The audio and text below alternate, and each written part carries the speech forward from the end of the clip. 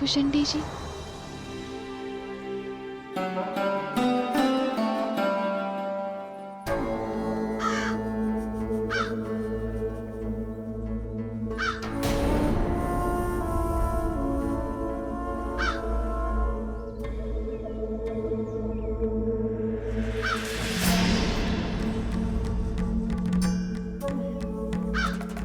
कौन हो तुम?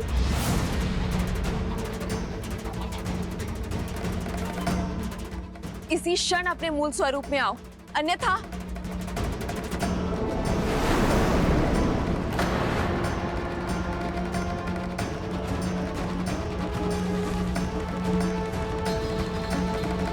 मैं इंद्रपुत्र जयंत हूँ, कृपया क्रोधित ना हो।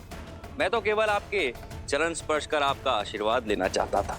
एक स्त्री को प्रकृति छठी इंद्री के साथ इस संसार में भेजती है, जो मलिन स्पर्श और मलिन दृष्टि दोनों को समझ जाती है, और तुमने मुझे मलिन हृदय से छुआ है।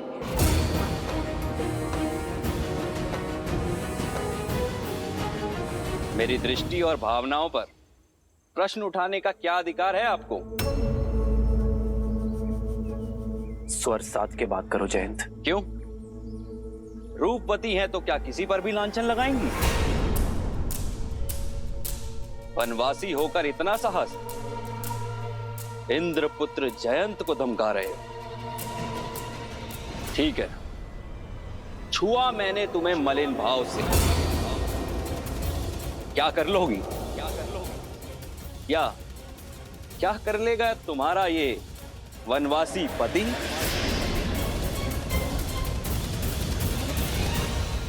जितना बड़ा पद उतना ही बड़ा दंड। पर मैं तुम्हें एक अवसर देता हूं जयंत, अभी इसी क्षण सीता से क्षमा मांगो। और जो ना मांगू तो? कौन है यहां पर जो मुझे दंडित करेगा? राजपाट छिन गया, वन वन यूं तपस्वियों की तरह भटक रहे हो, लेकिन अभिमान ज्यों का त्यों। देवराज इंद्र के पुत्र से उलझने की चेष्टा कर रहे हो।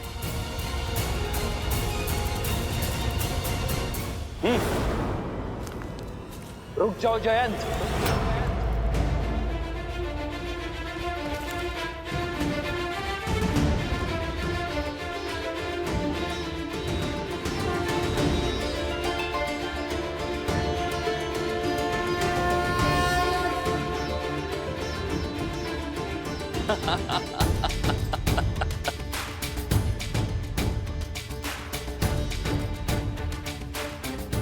अब इस छोटे से तिनके से प्रहार करोगे मुझ पर?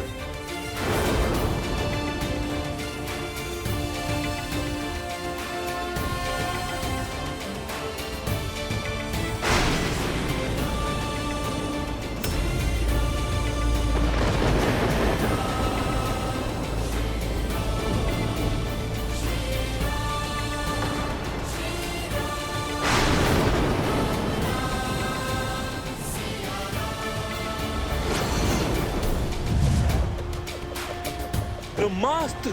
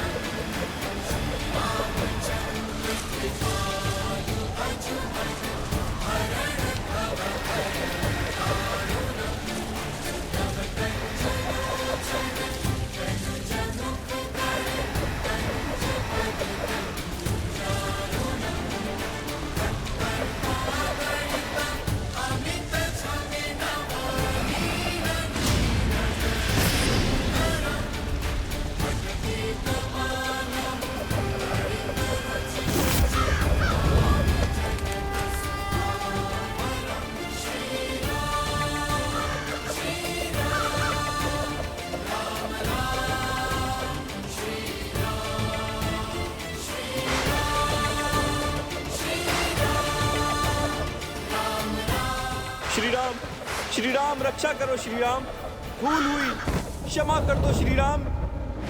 रक्षा कीजिए प्रभु, मेरी रक्षा कीजिए। काम ने मेरी बुद्धि भ्रष्ट कर दी थी।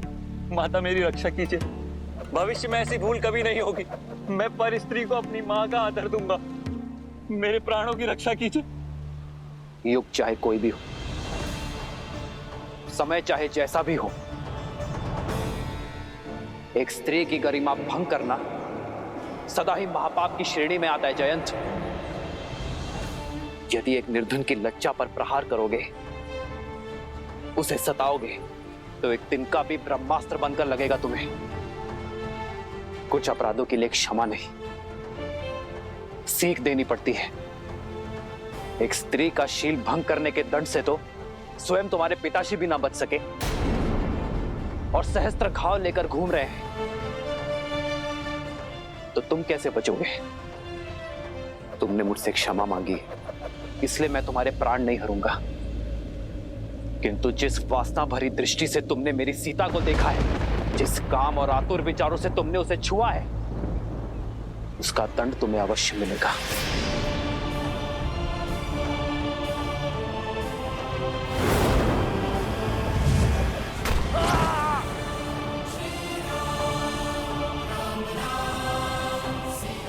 मुझे जीवित छोड़ने के लिए धन्यवाद श्री राम। मैं वचन देता हूं कि भविष्य में फिर कभी किसी भी स्त्री के लिए अपने मन में कुविचार नहीं लाऊंगा। मैं वचन देता हूं।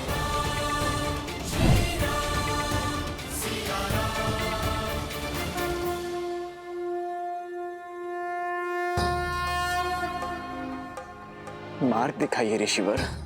भरत, तुम क्यों राम के कर्तव्य पथ का कांटा बनना चाहते हो? राम तो संसार के हैं, उन्हें क्यों अयोध्या तक सीमित करना चाहते हो?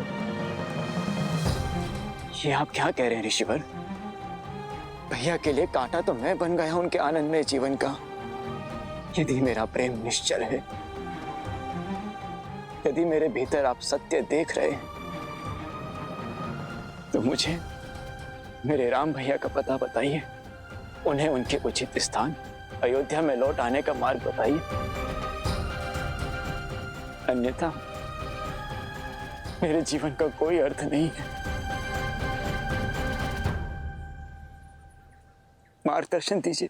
अद्भुत है तुम्हारा समर्पण, तुम्हारा प्रेम, जिसे संसार कालांतर तक स्मरण रखेगा। राम लौटेंगे या नहीं, ये वो निश्चित करेंगे, लेकिन उन तक पहुंचने का मार्ग मैं तुम्हें बता देता हूं। सुमत जी, निषाद राज जी, आप दोनों दो टुकड़े लेकर अलग अलग मार्ग से चित्रकूट के प्रस्थान करें और मैं प्रजा और परिवार के साथ आगे बढ़ता हूं। देखिए, इस निर्जन वन में कहां वसंत आया हुआ है।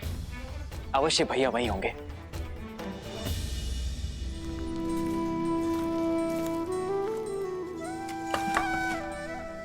ईंधन के लिए लकड़ियां ले आया हूं माता। अब मेरा विचार है कि इन लकड़ियों को हम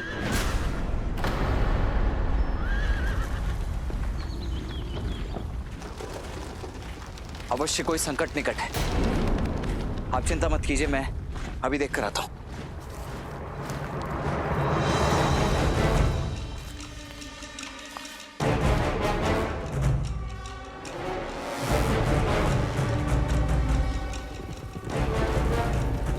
अयोध्या का सैन्य दल। भैया सावधान! शस्त्र उठाइए भैया, इस समय ध्यान करने का नहीं, बाण संधान करने का है। क्या हुआ लक्ष्मण? इतने विचलित क्यों हो तुम? क्योंकि दुस्वप्न सत्य होने जा रहा है भैया, परंतु मैं उसे इस बार सफल होने नहीं दूंगा। बस आपको मेरी सौगंध है, आप मध्य में मत आइएगा।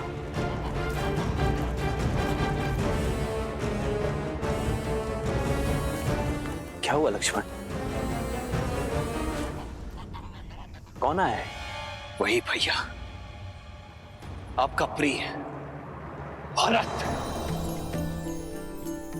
क्या मेरा भरत आया है?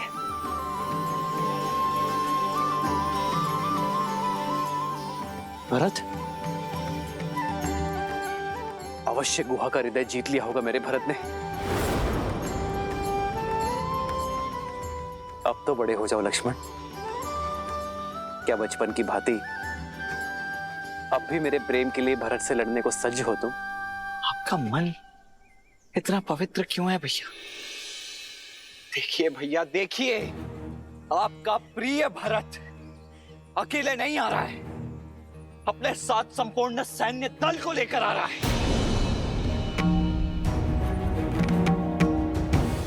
क्या देखिए, आपका प्रिय भरत अकेले नहीं आ रहा है, अपने साथ संपूर्ण सैन्य दल को लेकर आ रहा है। और सेना लेकर कोई भी भ्रातृ प्रेम जताने तो नहीं आता है भैया, आक्रमण करने आता है। आपको निष्कासित करके उसका मन नहीं भरा है भैया, और फिर अयोध्या के मन में अब भी बसे तो आप ही है ना भैया। इस बात को सहन नहीं कर पाएगा, वो नहीं कर पा रहा है। भय है उसे भैया कि कहीं उसका राज्य उससे छिन ना जाए, इसीलिए आप पर आक्रमण करके इस संदेह को सदा सदा के लिए मिटा देना चाहता है। लक्ष्मण, संसार में ऐसा कुछ नहीं जो मेरे भरत के मन को मलिन कर दे। माता कैकेयी के लिए भी तो आपके विचार यही थे ना भैया, परंतु उनका मन तो हो गया मलिन। भूलिए मत भैया, भरत की धमनियों में भी उन्हीं का रक्त दौड़ रहा है। शक्ति और सिंहासन की चाह ने देवराजेंद्र तक को भ्रमित कर दिया था, फिर भरत तो एक साधारण सा मनुष्य ही है ना। यही तो अंतर है इंद्रदेव में और भरत में लक्ष्मण। वो भरत है, कभी भ्रमित नहीं हो सकता। तो मैं भी आपका लक्ष्मण हूं भैया, जिसके जीवन का एकमात्र उद्देश्य आपकी रक्षा करना है और कुछ नहीं। और ये तो मैं करके रहूंगा। लक्ष्मण,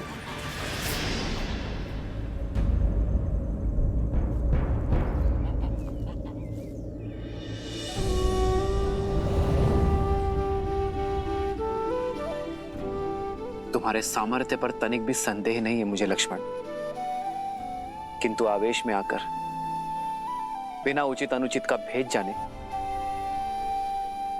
यदि तुमने भरत के प्राण ले लिए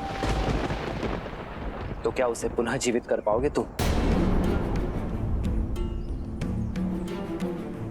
आंखों देखी स्थिति झूठ नहीं होती है भैया। सत्य दृष्टि और श्रवण से परे होता है लक्ष्मण।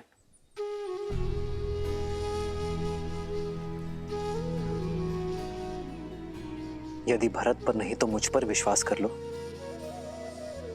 भरत के मन में केवल निश्चल प्रेम वास करता है लक्ष्मण, और कुछ नहीं।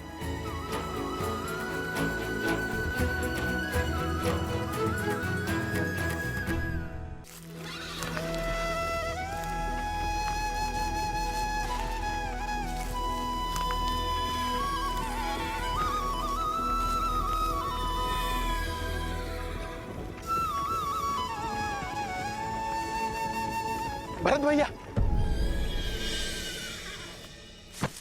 भरत भैया, वो कुटिया मिल गई जिसमें श्री राम, सीता मैया और लक्ष्मण भैया रहते रहे। अब एक क्षण भी उनका वियोग नहीं सह सकता मैं। वो कुटिया कहाँ है? हुआ है भरत भैया।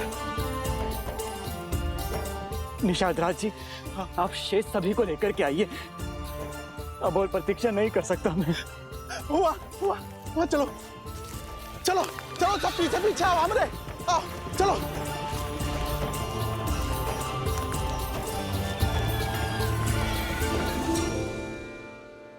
आओ लक्ष्मण भैया। भाभी माँ, आप ही समझाइए ना भैया को। समझने की आवश्यकता तो तुम्हें है लक्ष्मण। आवश्यक तो नहीं ना भैया कि स्नेह का जो बीज आपके मन में पनप रहा है वही भरत के मन में भी हो। यदि उसका ध्येय युद्ध हुआ तो करने दो। भरत हमारा महाराज है और राजा पर अस्त्र उठाना अधर्म है। तो यह अधर्म करने के लिए भी सज्ज हूं मैं भैया। यदि भरत शत्रु बनकर आया ना, तो आपकी सुरक्षा में उस पर शस्त्र उठाने के लिए तनिक भी संकोच नहीं करूंगा मैं भैया। लक्ष्मण,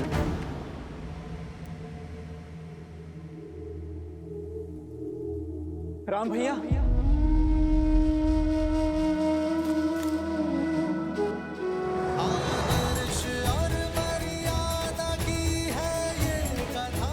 भरत, राम भैया,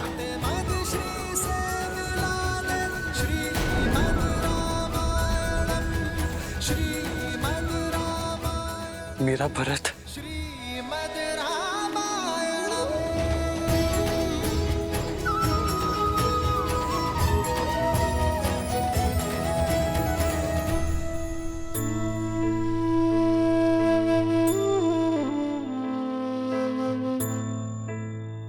हमारा अयोध्या का महाराजा भरत। आप महाराज मत कहिए भैया।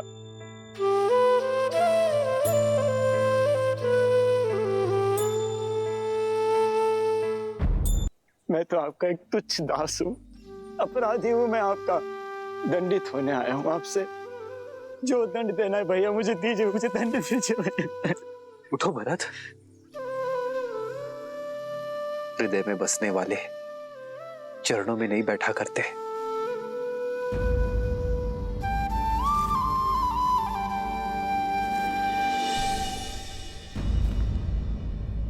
मैं हृदय से लगाने के नहीं बल्कि 100 कोड़े बरसाने के योग्य हूँ। अपराधी हूँ मैं आपका। मुझ पापी के कारण आपको इतनी वेदना भोगनी पड़ी। महलों की शोभा बढ़ाने वाली मेरी भाभी माँ को एक वनवासी का जीवन जीना पड़ा और अपने प्राण से प्रिय लक्ष्मण को इतना कष्ट भोगना पड़ा। मुझे दंड दीजिए भैया, मैं इसी का भागी हूँ, इसी का भागी हूँ मैं।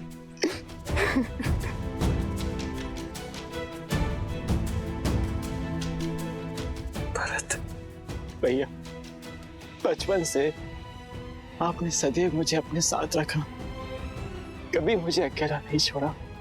सदैव हर निर्णय में मुझे अपने साथ सम्मिलित किया। एक वृक्ष बनकर मुझे सदैव अपनी छाया में रखा। इस बार बिना मुझे सम्मिलित किए अपनी छाया से दूर कर अकेला छोड़ा है अपने भरत को, अकेला छोड़ा है भैया। भरत,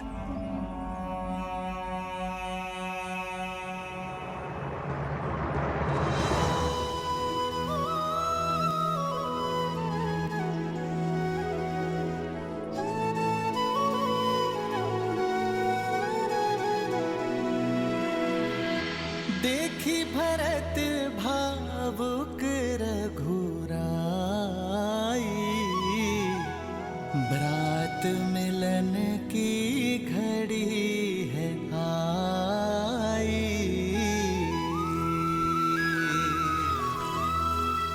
प्रेम सहित प्रभु हृदय लगाए, दृश्य मनोरम मन हर्षाए।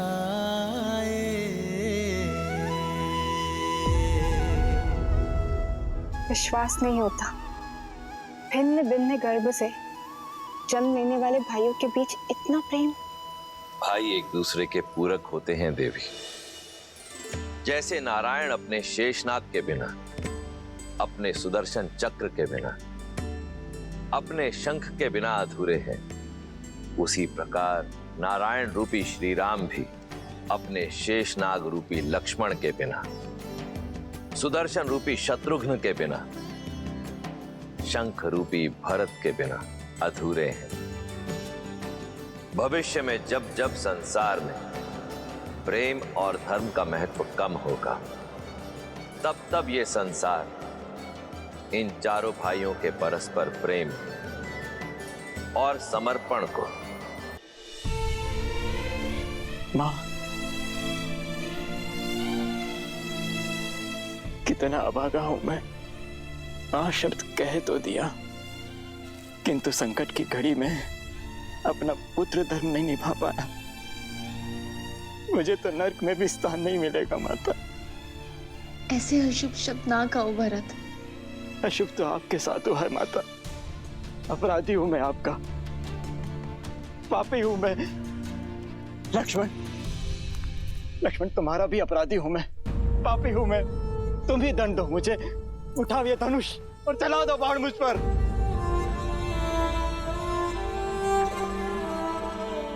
कर दो मुझे दुष्टा कैकई के पुत्र होने की ग्लानि से मुक्त। कलंकित कर दिया उसने मेरा जीवन। भरत,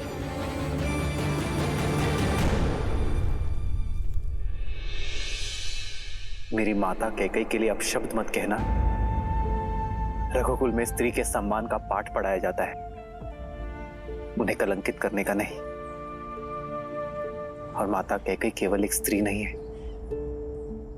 हमारी माता है। पिताश्री की तो सबसे प्रिय है माता कैकई। सोचो भरत, जब पिताश्री को ज्ञात होगा कि तुम्हारे विचार ऐसे हैं तो कितना कष्ट होगा उन्हें।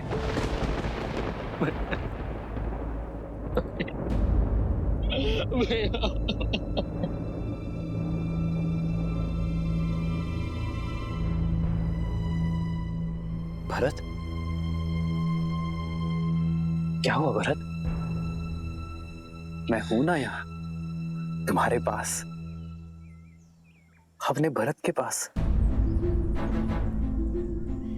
शत्रुघ्न, तुम दोनों को ऐसे विलाप करता देख मेरे मन में अनगिनत कुशंकाएं जन्म ले रही हैं। और तुम दोनों यहां अकस्मात कैसे चले आए?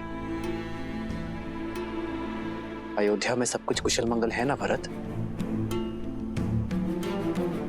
और पिताश्री कैसे हैं? पिताश्री तो ठीक है ना? उन्हें छोड़कर कैसे आ गए तुम दोनों? पिताश्री, पिताश्री। उत्तर दो भरत, मेरी बात का उत्तर।